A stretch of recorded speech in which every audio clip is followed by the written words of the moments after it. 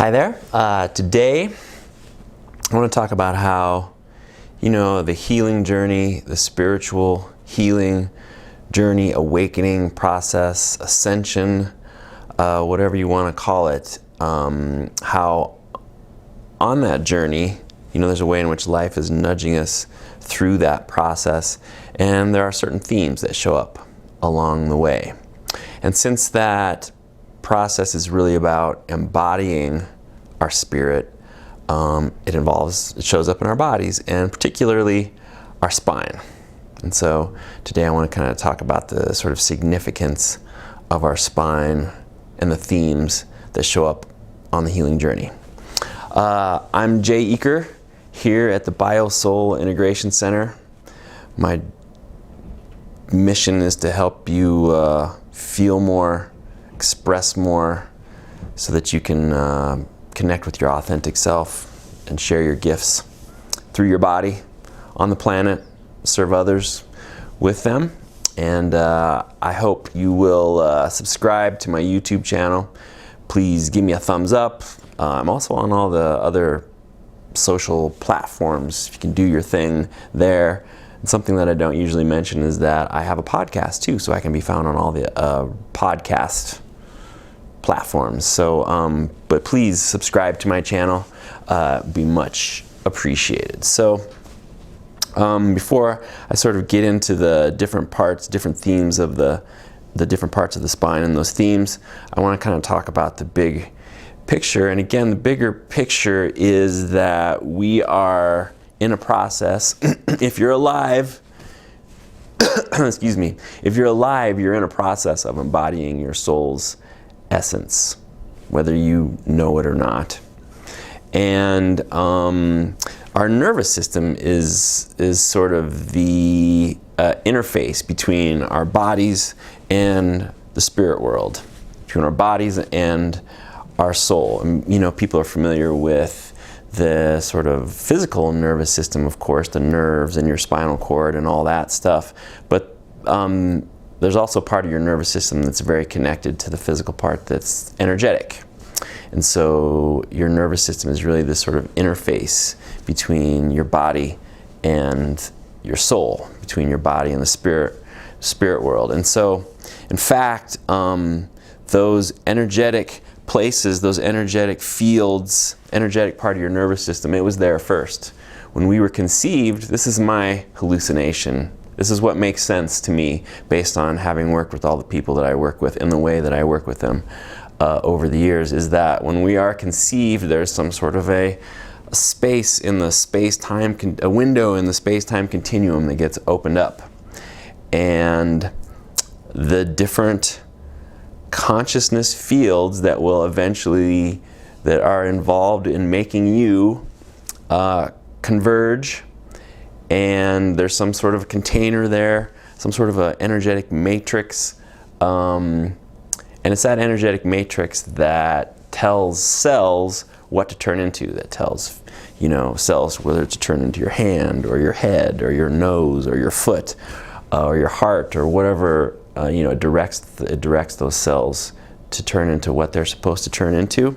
That matrix does. And the first thing that does come into the physical is your spinal cord, is your physical spinal cord. Your brain, your back brain, primitive brain, and your spinal cord. And then, your spine around that. And, I just want to give you this picture of again, it's sort of like cells congealing, and what they congeal, the first place they congeal is into your spinal cord and your spine, and then things around from that. And then that lays down the roadway for all this, energetic soul information to come into your body and turn into you, to manifest you in the physical world. So, our spinal cord, it's like a conduit of consciousness in that way. And those different consciousness fields that are in the background, or the source of you, the energetic, the soul source of you, they're still there. And our spine sort of forms around those. And again, then we continue to develop from there. We keep developing physically, emotionally, spiritually, from there. And for instance, you know, I just turned 40. I'm 45. I turned 40 a few years ago, and when I turned 40, I felt myself sort of like cross this barrier, you know. I felt like, oh, it's not about physical vitality. It's not about being in the physical world as much as it was before, you know. The physical body starts to wane, you know, my eyes started to go, and I could really feel how it became, I'd crossed some threshold, and it became more about giving my soul's gifts on the planet, more about spirit than it had been about body, you know, previously. And so there are these developmental stages that unfold, and life is kind of nudging us through those developmental stages. Like I said, it's coaxing us to evolve. And in the process of helping people evolve, again, my job is to help smooth out that process, because along the way we learn to resist that process of growth. And that could be uncomfortable in a variety of ways, so that our body can get our attention, whether it's symptoms or emotional things or whatever. And it's basically our body getting our attention so that we can move through that stuff and evolve. And my job is to help give permission for what's happening to happen anyway. And so when I'm doing my work, since the spinal cord is the nervous system is the conduit of consciousness, I work a lot with the nervous system, the energetic and the physical, and the spine, of course, because the spine houses all of that. And so when I'm doing my work, it becomes apparent as people are embodying certain parts of this energetic field that there are different themes that show up. And by themes, I mean stuff that's going on in their life. You know, what are they working on? What's the context for what's happening in their life? You know, because the details, the content is not so important. The details of this, you know, who the person is they're dealing with, or the situation that they're dealing with, or whatever, that's not as important. But the context is important. What's the theme behind what's going on? You know, is it about trust? Is it about being challenged to express your truth? Is it about safety? Is it about control? Is it about, you know, being challenged to draw healthy boundaries? So there's a million different themes that come up along in the healing journey, but that's what I mean by themes. And again, the context, the themes are important to pay attention to. Again, the content just gets us wrapped up, keeps us wrapped up in our ego, and creates resistance. But if we can bring our attention to the context, the theme, that's very useful. So I want to talk about what some of these themes are and how they're related, what parts of the spine that they're related to. And I want to say, first of all, that a lot of what I'm going to say, I learned a lot of it from Donald Epstein, a teacher of mine who, again, I mentioned him before. He's the guy who developed network chiropractic, network care. And a lot of what I'm going to say, kind of, his work is the basis for that. And though I've changed, you know, it's morphed over the years and become my own in different ways, I do want to acknowledge, you know, his role in that, the foundation for that. And yes, also his work, network care, is the foundation for my work, BioSoul integration. And so, anyway, I wanted to acknowledge him. And so, first, let's start with the Coccyx. Gosh, just a sec. I want to get my... Thanks for being patient there with me. I wanted to get my my spine here. I thought it would be good to use. Suddenly I thought, oh, that'd be good to use. But I want to talk about the Coccyx first. So this is your spine. This is the top, obviously. This is the bottom. This is the front, and this is the back.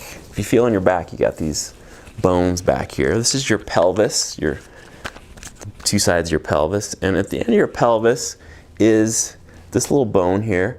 It's called your coccyx, your tailbone. At the end of your sacrum is your tailbone. And your tailbone is really important. It kind of anchors your spine on one end. There's a lot of information, a lot of connections happening with your coccyx. And your coccyx is tied into your intrinsic self-worth. It's really about you being connected to the planet, you being able to receive energy from the planet.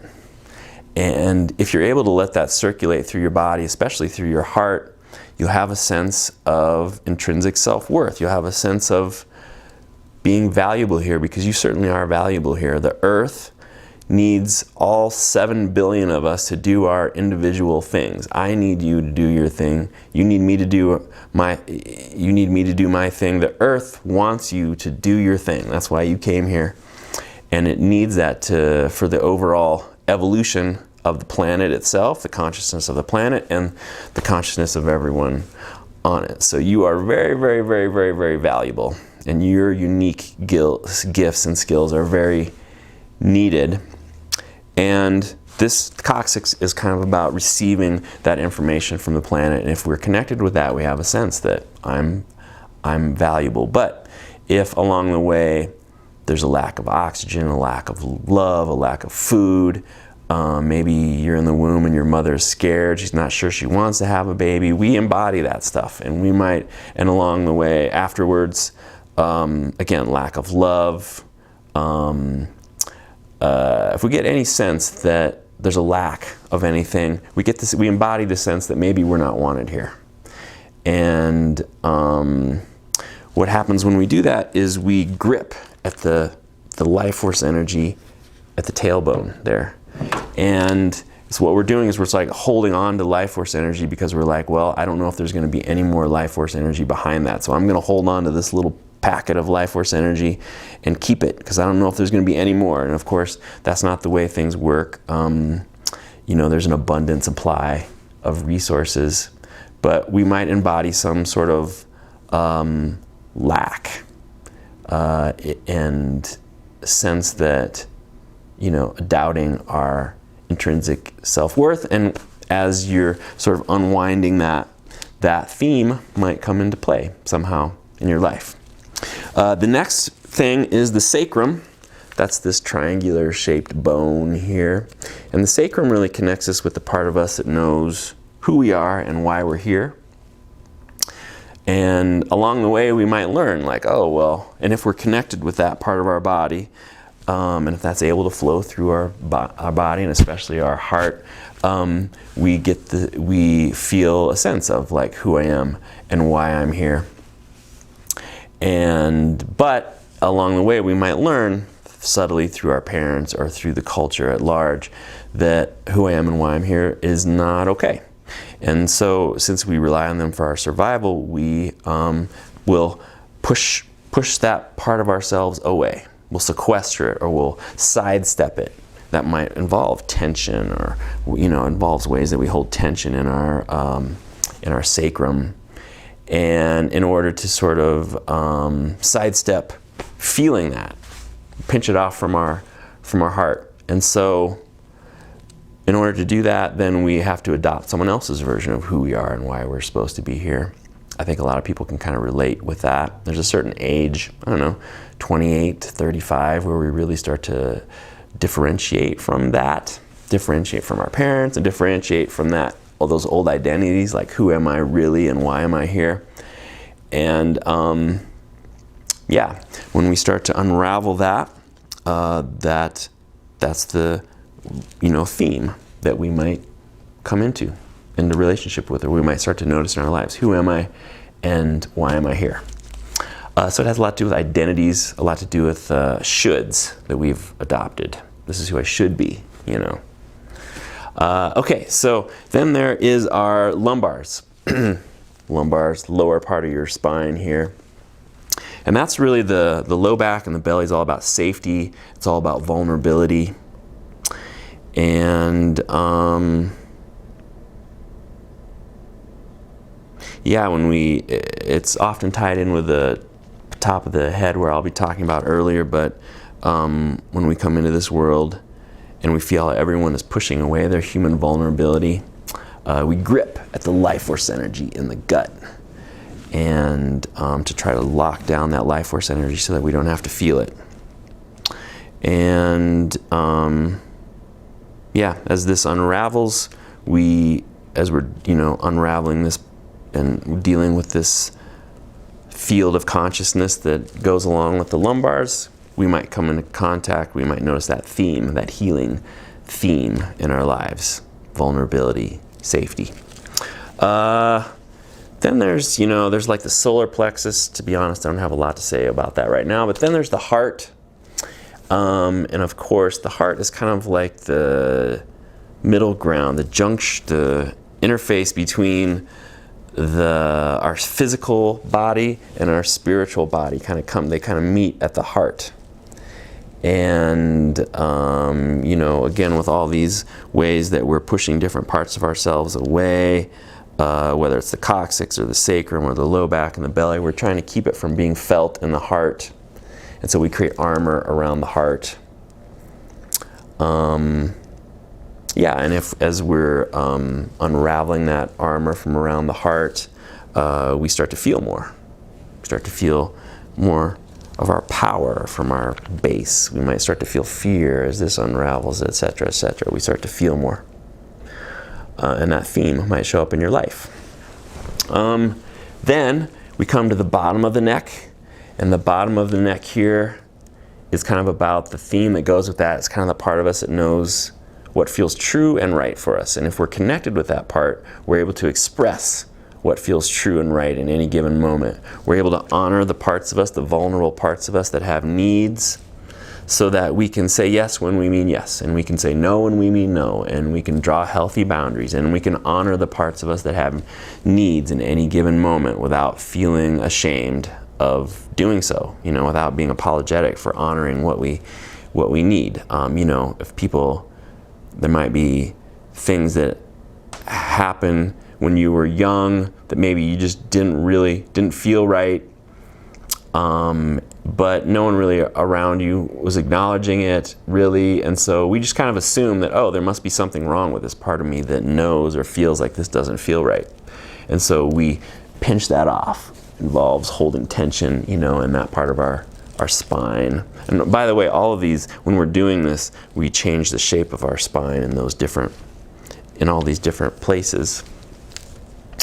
And so, about honoring the parts of us that have needs, about connecting with what feels true and right, and we're able to sort of express that. And then there's an important place here where the spine meets the skull, here at the base of the skull, and that has a lot to do with control. I think it's sort of a fundamental thing. Again, when we come into this world, we feel how everyone's trying to push away their vulnerable humanness, and we grip at the life force energy in the brain stem and at the top of the neck there, and we're trying to control our experience. It's a lot about the difference between thoughts and ideas that are in our head and a real direct embodied experience of life. As a part of separating those things, we might deal in ideas and concepts more, and not so much the actual felt sense of life. And we go about trying to control our experience. We might, again, adopt the ideas from our parents and from the cultures prior to us, adopt those ideas about what life is supposed to look like, and the role that we're supposed to play, and how all that looks. And we go about trying to steer our world and make it look like we think it's supposed to look based on those concepts and those ideas. But the truth is that life has got something much cooler for us, planned for us. And we start to control our experience. We might separate ourselves from people and circumstances and situations because, again, we have this idea of what we think things are supposed to look like. We might try to put a limit on the range and depth of emotion that will give ourselves permission to feel. we put a limit on, that keeps us bound to certain belief systems and ideas. So just all the different ways that we're trying to control our experience, and that takes a lot of energy. There's a lot of resources in our body tied up, a lot of vigilance in our system that's tied up in controlling life, making it look like we think it's supposed to look. And that vigilance shows up in various ways in people's systems. Because we have to be ready for when life comes, when this thing happens in life. We got to be ready so that we can, put it in the place we're supposed to put it in, the pigeonhole that we're supposed to put it in, or do the thing that we're supposed to do with it, so that we can, maintain an illusion of safety or control. So those are some of the different parts of the body and the sort of different themes that are associated with those things. And there could be a physical manifestation. They could manifest physically as tension or body parts that aren't working like you think they're supposed to. Physiologically, like, if we're holding tension here in the lumbars, we might notice, oh, I have trouble digesting my food, for instance, or whatever. Or if we're holding tension here in the sacrum or the coccyx, we might notice, things going on with sexual organs or things like that. And we might also notice the themes that, we might find that, oh, I'm having trouble digesting things, and this, I'm dealing with the theme of safety and vulnerability, or, we might have tension up here in our spine, or pain in our, and be aware of, like, oh, I'm dealing with themes of, being called to sort of, maybe I have a cold, or maybe I'm losing my voice, and I'm also being called to, the theme that I'm being called to is to express my voice, So these themes might show up in a number of different ways in your body. So, I'm really curious if this is kind of a big, part of the healing journey, and I'm kind of curious if you've noticed these themes. Maybe you've noticed, having, pain or tension or, symptoms that go along with some part of your body, but also become aware of the theme, the healing theme of that in your life. So if you've noticed things like that, give me a yes in the comment section below. That'd be cool. Or maybe even, if you will, just tell a little story about what it is that you've noticed. I'd be really curious to know. So, I hope you've liked this video. If you have, please like it, share it. Please subscribe to my channel. And I look forward to seeing you in the next video. And I look forward to helping you express more life. Have a great day.